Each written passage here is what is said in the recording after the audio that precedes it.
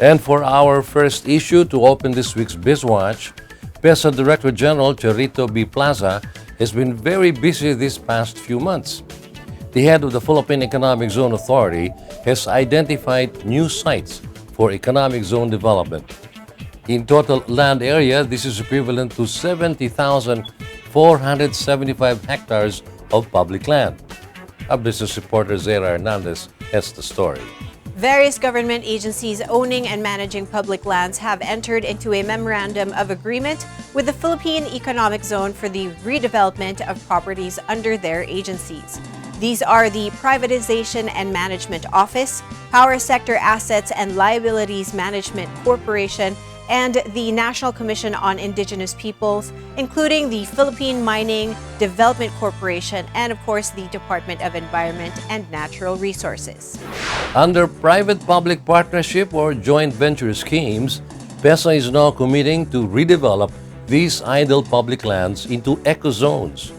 Of the over 70,000 hectares already identified by Peza, 39,940 hectares will be allotted for the manufacturing ecozone.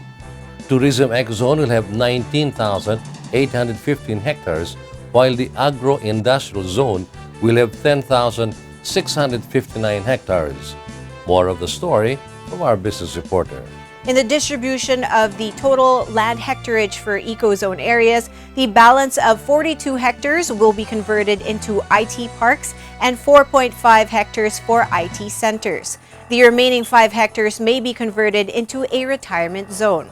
There are now 380 ecozones in the Philippines with 4,147 export-oriented companies. These ecozones have contributed 3.3 trillion pesos to the Philippine economy. Director General Plaza has been pushing for the creation of green economic zones and industrial cities in every city or province. She's also pushing for domestic-oriented ecozones, especially on major crops like rice, to ensure the food security of the nation.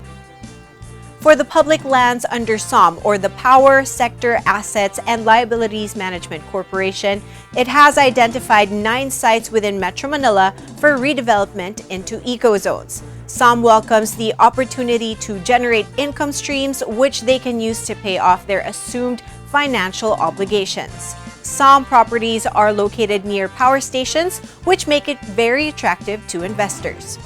The Philippine Mining Development Corporation has over 60,000 hectares of idle lands, and they have identified 8,000 hectares for mineral processing zones.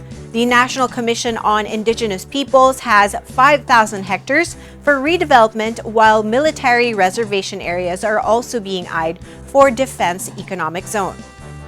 Peza, together with Defense Secretary Delfin Lorenzana, are also eyeing the possibility of looking into Clark as a possible military aircraft manufacturing hub. Subic is also being eyed as a production hub for naval ships, patrol boats, and submarines.